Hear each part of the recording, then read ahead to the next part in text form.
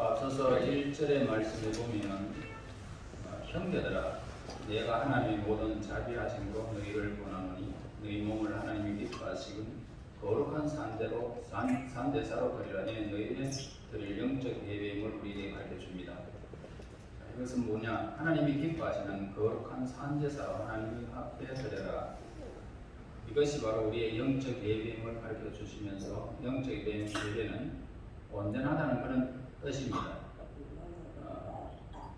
저는 말씀으로 헌신을 하게 되고 성가대우는 목소리로 또 어떤 사람은 몸으로 또 어떤 사람은 삶의 예배의 삶을 누리는 사람들도 있습니다. 그러므로 그리스도인의 삶의 모든 자세는 바로 예배의 삶이다. 그렇게 말합니다. 그러니까 우리의 삶의 전반적으로 이루어지는 것이 하나님 앞에 예배드리는 삶을 살아라. 온전한 예배다 이렇게 말하죠. 그래서 내 몸이 가는 곳마다 예배의 처소가 되게 하라는 것입니다. 자, 제물은 희생이죠. 제물은 희생입니다. 희생이 없다면 제물이 가치가 없습니다. 따라서 제물은 죽음을 의미하고 있죠. 제사에는 언제나 제물이 필요합니다. 그러니까 우리가 영적 예배라는 것은 영적 제사인데 우리가 이렇게 제물이 되지 아니하면 죽지 아니하면 제물이 될 수가 없다는 거죠. 그래서 제물은 자기가 잘못해서 희생당하는 것은 아닙니다. 이 제물이라는 의미는 다른 사람의 죄 때문에 그렇게 제물이 되는 것을 말합니다. 그래서 이처럼 우리 그리스도인이 제물이 되어야 된다. 오늘날 교회도 많고 또 예수 믿는 사람들도 많습니다. 왜 그런데 세상은 그대로 있냐? 교회와 성도들이 제물이 되기를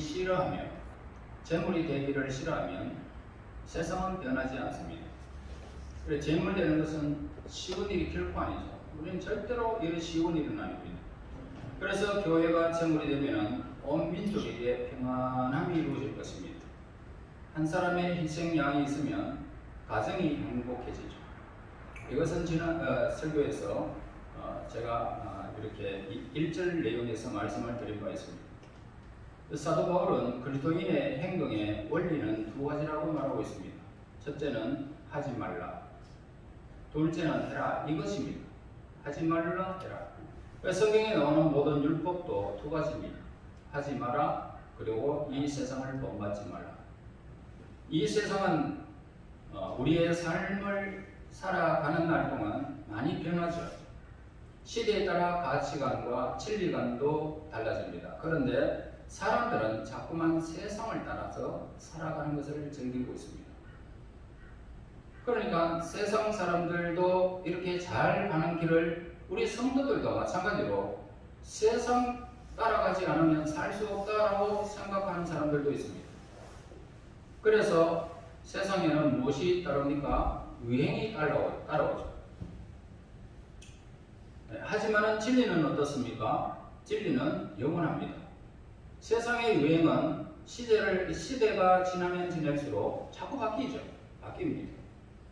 그래서 이렇게 바뀌는 세상을 따라가지 말라고 예수님은 우리에게 말씀합니다.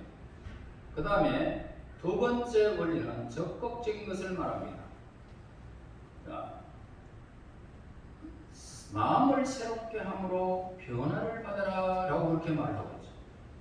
이 변화를 받게 되면 하나님이 기뻐하시고 선하시고 온전한 뜻이 무엇인지 알게 된다는 것입니다. 그러니까 주인의 뜻을 알아야 종은 어떻게 합니까? 일을 할 수가 있죠. 무슨 일인지 척척해냅니다. 그런데 주인의 뜻도 모른 채 종이 마음대로 일을 하게 되면 어떻게 될까요? 그것은 주인을 위한 것이 결코 아니죠. 일은 열심히 했는데 주인과는 상관없게 되어진다는 것입니다. 그러므로 성도들은 하나님이 원하시는 만큼만 하면 하나님이 기뻐하신다는 겁니다. 이것이 그리스도인의 삶이다 라고 우리에게 가르쳐주고 있습니다. 대부분의 사람들은 열심히 하거나 믿음이 없기보다는 하나님을 모르고 자기 마음대로 하나님을 섬기기 때문에 시간과 돈, 건강을 다 낭비하고 나중에는 하나님 저에게 이럴 수 있습니까? 라고 그렇게 말을 하게 됩니다. 나는 하나님을 위해서 이렇게 했는데 내가 왜 이렇게 됐는지 모르겠습니다. 자, 주인의 뜻대로 하지 않았다는 것입니다. 그래 자기 멋대로 해놔놓고는 주인이 종에게 왜 이런 것은 네가 시키지도 않는 일을 네가 왜 했느냐 라고 했을 때 주인은 할 말을 잃어버립니다. 그래서 1절이 그리스도인의 삶의 정의다 라고 할 수 있다면 2절은 그리스도인의 행동 원리를 우리에게 설명하고 있습니다. 그래서 2절에서 먼저 하지 말라는 소극적인 명령을 우리에게 보여주는데 문제는 내가 세상 안에 있다라는 것입니다. 내가 지금 천국에 있다면 이 2절의 말씀은 문제가 되지 않습니다. 그러나 내가 세상 사람들과 만나는 일을 해야 되고 그들과 함께 살아야 하고 함께 호흡하고 지내야 된다는 것입니다. 그들은 우리의 가치관과 다를 수 있다는 겁니다. 그리고 우리의 가정과 소속이 다를 수 있습니다. 그들은 하나님이 없다라고 말하는 사람들이 대부분이 여러분 주위에 이렇게 포진하고 있습니다. 그러므로 그들뿐만 아니라 모든 사람들이 자기 중심적으로 살아간다는 것입니다.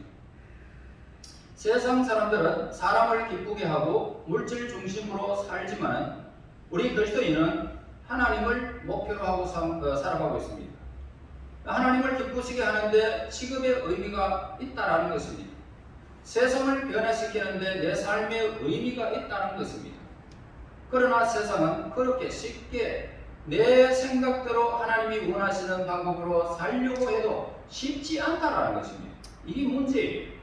그래서 이스라엘 백성들은 400년간 애굽에 때가 묻으면서 애굽 사람과 함께 그렇게 살았습니다. 그래서 하나님께서 할 수 있는 때를 하나님께서 벗기시는 모습을 보게 됩니다. 그 때를 벗기는데 장장 40년이나 걸렸다는 것입니다. 때를 벗기는 가장 좋은 방법이 있다면 고난이라고 합니다. 고난. 그리고 인간이 살 수 없는 이 광야로 이스라엘 백성들을 하나님께서 인도하셔서 오직 하나님만 의지하고 살아가도록 낮에는 구름기둥, 밤에는 불기둥으로 임재하셔서 그렇게 하나님이 인도하시는 모습을 보게 됩니다. 왜냐하면 하나님의 백성은 하나님의 백성답게 살아야 하기 때문입니다. 세상의 방법대로 살지 못하도록 하신 것입니다. 그들은 또한 2000년 동안 전 세계에 유리방황하는 민족으로 살았습니다. 나라 없이 이 나라 저 나라 떠돌아가면서 살고 있었습니다. 그러나 놀라운 사실은 그런 방황에도 그들은 율법을 지키고 자식들에게 하나님의 말씀과 모국어를 가르쳤던 것입니다. 그러므로 세상이 이스라엘을 변화시키지를 못했다라는 것을 보게 됩니다. 마찬가지로 우리 그리스도인이 세상을 따라가서 안 된다는 것을 우리에게 가르쳐 주는데 우리가 세상을 변화시켜야 하는 것이지 세상이 우리를 변화시킬 수는 없다는 것입니다. 요한일서 2장 15절 17절에 보면 이 세상이나 세상에 있는 것들을 사랑치 말라. 누구든지 세상을 사랑하면 아버지의 사랑이 그 속에 있지 않으니 이는 세상에 있는 모든 것이 육신의 정욕과 안목의 정욕과 이생의 자랑이니 다 아버지께로 쫓아온 것이 아니요 세상으로 쫓아온 것이라. 이 세상도 그 정욕도 지나가되 오직 하나님의 뜻을 행하는 이는 영원히 거하느니라. 여러분, 세상은 변하기 때문에 세상에 쫓아가는 사람들은 오래가지 못한다라는 것을 우리에게 가르쳐 줍니다. 그러나 하나님을 경외하는 사람은 촌스럽고 바보스럽고 시대에 맞지 않는 것 같지만 그들은 영원하다라는 것을 가르쳐 줍니다. 그래서 우리는 세상 속에 살고 있지만 우리는 하나님의 백성이고 우리의 통치자는 세상이 아니라 하나님이십니다. 문제는 뭡니까? 문제는 세상대로 사느냐 성경대로 사느냐 이것입니다. 성경은 단호하게 우리에게 이렇게 가르치고 있습니다. 구원받은 성도라면 세상을 따라 살아가지 마라. 이 시대를 본받지 말라. 분명하게 우리에게 가르쳐주고 있습니다. 그 다음에 적극적인 말씀을 우리에게 가르쳐 주는데요. 오늘 이 본문에서 변화를 받는다 나와 변화를 받아라. 거듭난다는 것이고 새로운 피조물이 되었다는 그런 뜻입니다. 물이 변하여 포도주가 되듯이 본질상 진노의 자식, 저주의 자식, 사탄의 자식이었던 오늘 우리들이 하나님의 은혜로 하나님의 자녀로 거듭난 하나님의 백성이 된 것입니다. 이런 거듭나는 것이 없으면 새로운 출발점을 가질 수가 없습니다. 여러분, 그림을 그리고 왔습니다. 그림을 그리다가 잘못된 그림은 어떻습니까? 고칠 수도 없고 고쳐도 이거 그림이 제대로 되지 않습니다. 그러면 어떻게 할까요? 확 찢어버리고 새로운 도화지를 가지고 그리고 마음을 다짐해서 잘 그려나가면 완성된 그림을 가질 수 있습니다. 이와 같이 우리의 속은 아담의 피로서 죽은 본질 속에서 새로운 것이 될 수가 없습니다. 아무리 다듬어 봐야 안 됩니다. 자, 청석을 아무리 보석처럼 가꾸어도 청석은 청석이지 보석이 되지 않습니다. 원석을 가지고 깎아야 됩니다. 보석에 원석을 주고 깎아야 진정한 보석의 빛이 나게 됩니다. 그래서 우리는 아담 이후의 모든 백성이 죄로 말미암아 죽은 것 같이 예수 그리스도의 보혈의 능력으로 부활의 능력으로 우리는 새로운 피조물이 되어지고 하나님의 자녀가 되어지고 거듭난 백성, 새롭게 태어난 백성이 되었다는 것을 우리에게 가르쳐 줍니다. 이런 거듭나는 것이 없으면 새로운 출발점은 가질 수가 없습니다. 북한에 있는 사람이 남한에 내려와서 자유롭게 살 수는 있습니다. 아무리 북한에서 자유롭게 살려고 해도 북한에 있는 한 자유는 없습니다. 죄와 사탄의 소나기에 있는 한 아무리 잘 살고 싶고 정직하게 살고 싶고 의롭게 살고 싶어 할 수는 있습니다. 그러나 어둠의 세력, 저주의 죽음의 세력으로부터 빠져나오지 못한다면 그는 여전히 허감 속에 사는 것입니다. 그래서 오늘 우리는 그 속에서 빠져나와야 되겠죠. 그리고 빛의 자녀가 되어야 된다는 것입니다. 그래야 빛의 자녀로 살아갈 수가 있습니다. 자, 어떻게 변화를 받을 수 있느냐라는 이 질문에는 두 가지가 있습니다. 우리가 어떻게 변화를 받느냐? 첫째, 로마서 8장 1절 말씀에 보면은 그러므로 이제 그리스도 예수 안에 있는 자에게는 결코 정죄함이 없다라는 말씀을 주십니다. 그러니까 우리가 예수 믿으면 죄가 사라졌다는 것입니다.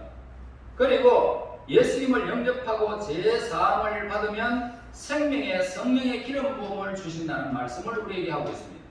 그래서 성령이 오시면 죄와 사망의 법에서 나를 해방시켜 버립니다. 그래서 변화받으면 그 다음부터는 내가 해방된 나에게는 이제는 전에 있던 모든 환경은 이제는 우리에게 멀어지고 이제는 변화를 받게 되면 하나님의 뜻을 알게 되겠죠. 그래서 하나님의 뜻은 세 가지 요소로 우리에게 가르쳐주고 있는데 우선은 하나님이 기뻐하시는 것이다 라고 말하고 있습니다. 아무리 좋은 일에도 하나님이 기뻐하지 않는다면 그것은 오늘 우리에게 아무런 가치가 없습니다. 그리고 그 뜻이 어떻습니까? 하나님의 뜻을 기뻐하는 것이고 그리고 이렇게 그 뜻은 선하다는 것을 우리에게 가르쳐주고 또한 하나님의 뜻은 온전하다라고 가르쳐줍니다. 그럼 무엇이든지 알면 쉽고 모르면 어떻습니까? 어렵습니다. 그래서 예수 믿는 것도 알면 쉽고 모르면 어렵습니다. 참된 그리스도인의 삶을 살게 되면 기쁩니다. 즐겁습니다. 신이 납니다. 어려움이 있어도 그것 아무것도 아니라고 생각하고 하나님께서 이 문제를 다 맡겨놔놓고 우리는 그냥 막 놀러 갑니다. 랄랄룰루 하면서 노는 거예요. 놀러 가요. 우리의 삶은. 그래 자유롭게 됨이 있습니다. 그래 하나님의 뜻은 하나님이 기뻐하시는 것이고 선하신 것이고 그 다음에 온전한 것이다. 온전히 이루어진다는 거죠. 그런데 교회에 오기만 하면 꼭 늦게 오는 사람이 있어요. 설교 시간에는 꼭 좋은 사람들이 있습니다. 그렇다고 교회에 오지 않는 것은 아닙니다. 하지만 어떤 사람들은 기쁨으로 감사함으로 충만하게 사는 사람이 있습니다. 예배 시간이 되기도 전에 먼저 와서 묵상하며 하나님 말씀을 상고하면서 그렇게 지내는 사람들이 있습니다. 그리고 그리스도인의 이것이 뭐냐 하면 바로 이러한 그리스도인의 삶의 그 자세가 되어야 된다. 자세가 되어야 된다. 여러분들이 이렇게 하나님 앞에 시간이 넘는 것보다는 하나님 앞에 일찍 와서 묵상하고 말씀을 상고하면서 하나님의 뜻을 구하는 것, 이게 뭐냐? 바로 그리스도인의 삶의 모습을 우리에게 가르쳐줍니다. 이런 축복이 있어야 됩니다. 고생하는 것이 우리의 문제는 결코 아닙니다. 문제는 우리에게 기쁨이 있느냐 없느냐 이거예요. 여러분 삶에 기쁨이 없다면 참 고달픕니다. 돈이 없고 병이 들어설지는 그런 것은 전혀 중요치 않지만은 예수님이 내 안에 계셔서 그분이 나를 지배하시고 다스리느냐, 이것이 중요하다는 것을 우리는 알아야 됩니다. 성도들은요 하나님의 마음을 알아야 됩니다. 그래서 무슨 일이든지 알면은 굉장히 쉽죠. 모르면 참 신앙생활 어렵습니다. 목표가 없는 것을 가리켜서 우리는 뭐라고 말합니까? 방황한다 이렇게 말합니다. 저는 여러분에게 돈을 버는 목적이 있어야 된다는 것을 강조하고 싶습니다. 돈을 버는 목적이 있어요. 우리가 잘 먹고 잘 사는 것이 목적이 되어서는 안 됩니다. 자녀를 교육하는 목적이 있어야 되고, 그리고 오늘 결혼 문제도 있어야 되겠죠. 그래서 직장생활을 하는 의미가 반드시 있어야 됩니다. 내가 공부하는 목적이 있어야 되고, 그래서 그 의미를 아는 사람은 직장이나 결혼생활이나 무슨 일을 만나든지 전혀 두려워하지 않고 기쁘고 즐겁게 생활할 수 있습니다. 그러나 의미를 깨달지 못하면 부부생활도 재미가 없어요. 괴롭습니다. 만나면 괴로워요. 안 봤으면 좋겠다. 이런 사람들도 있습니다. 그래서 데살로니가 전서 6장 18절에서 16절 18절 보면 항상 기뻐하라, 쉬지 말고 기도하라, 범사에 감사하라. 이는 그리스도 예수 안에서 너희를 향하신 하나님의 뜻입니다. 그래, 하나님의 뜻을 아는 방법에는 세 가지가 있습니다. 우선 하나님의 뜻은 아까처럼 이야기했지만은 기쁨이 있습니다. 기쁨. 하나님의 뜻에는 기쁨이 있습니다. 영원히 기쁘지 않는 것은 문제 있다라는 것입니다. 영원히 기뻐하지 않는 것은. 그러니까 손해야 이익이냐 이것이 결코 아닙니다. 하나님의 뜻이 아니면 오늘 우리의 삶에는 항상 불안하다는 것입니다. 하나님의 뜻이 없으면 내 삶에는 항상 불안합니다. 그러나 하나님의 뜻은 힘든 길일지라도 마음의 기쁨으로 갈 수가 있는 거예요. 내가 행하는 일이 아주 자유롭고 나는 이런 일을 하면 기쁘겠다라고 생각하지만 마음 한 구석에는 기쁨이 없다면 그 하나님의 뜻이 아니다는 거죠. 하나님의 뜻은 항상 기쁨이에요. 내가 정말로 어려운 길 걸어갈지라도 내 속에는 하나님의 잔잔한 그것이 있어서 평안하고 기쁩니다. 두 번째, 하나님의 뜻은 계속 그 일이 기도 제목이 되어지더라는 것입니다. 그래서 이 두 번째 일은 하나님의 뜻을 행하려고 내 사명을 감당할 때마다 부담이 되어지지만 기도하게 된다는 겁니다. 하나님아, 이 일을 하기 위해서 내가 이렇게 해야 되겠습니다. 이런 일을 통해서 내가 하나님의 기쁨이 되기를 원합니다. 기도의 제목이 자꾸 되는 거예요. 그러니까 하나님의 뜻이 기도할 수밖에 없는 것이 바로 하나님의 뜻이고, 마지막으로 그 다음에는 뭡니까? 감사가 있다는 것입니다. 이것이 뭐냐? 이렇게 행할 때에 기도하면서도 기도의 응답을 주시는 그 하나님 앞에 감사하더라. 이게 바로 하나님의 뜻이라는 것입니다. 자, 하나님의 기쁨이 있고 어려운 일일지라도 정말 하나님 앞에서 기도할 수 있는 부담감이 있고 그 다음에 감사가 있다는 것입니다. 따라서 하나님의 뜻은 뭡니까? 선합니다. 기쁨이 있다는 것입니다. 그리고 온전하다는 것입니다. 이러한 것은 하나님의 뜻 가운데서 일치하고 있다라는 삶을 여러분들은 정립하면 되겠습니다. 오늘 우리는 두 가지입니다. 세상을 따라가지 말아라. 세상을 따라가게 되면 기쁨이 사라집니다. 여러분의 욕심이 생깁니다. 그러면 오늘 우리의 삶에는 두려움이 쌓인다는 겁니다. 그러므로 외롭고 힘든 길일지라도 그 길을 계속 가라라고 우리에게 가르치고 주고 있습니다. 그 길은 기쁨이 있다면 여러분이 선택한 길은 옳은 길이라는 것을 우리에게 가르쳐 줍니다. 어려운 길일지라도 계속 그 길을 가게 된다면 분명한 하나님의 기쁨이 내 속에서 잔잔히 생수의 강이 흐르듯이 흐르게 된다는 것입니다. 이게 하나님의 뜻이라는 것입니다. 그 다음에 두 번째는 마음을 새롭게 함으로 변화를 받아서 하나님의 뜻을 발견하라라고 가르치고 주고 있습니다. 그리고 그 뜻대로 살라라고 말합니다. 여러분, 이것이 성도의 전부의 삶인 것을 우리에게 정리해 주고 있습니다.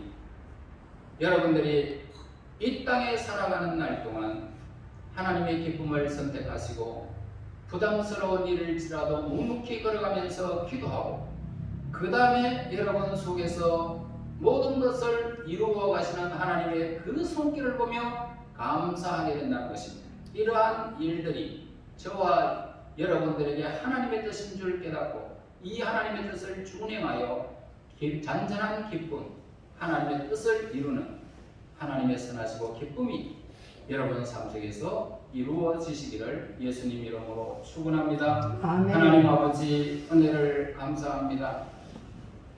오늘도 이 말씀을 통하여 하나님의 선하시고 기쁘신 뜻을 따라서 저희들의 신앙생활을 감당할 수 있도록 하나님 진리 가운데 우리를 인도하시기를 원합니다.